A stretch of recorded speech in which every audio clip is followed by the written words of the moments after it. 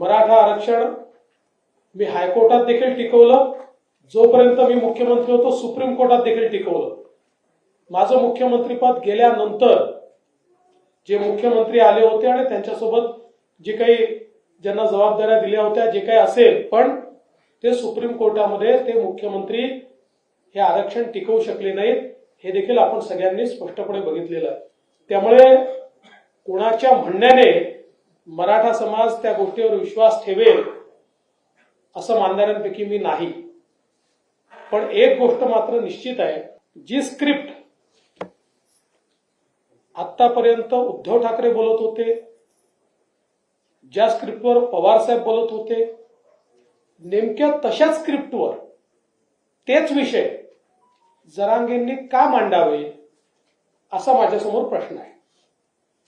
त्याच्यामुळे याच्या पाठीशी काय आहे, काय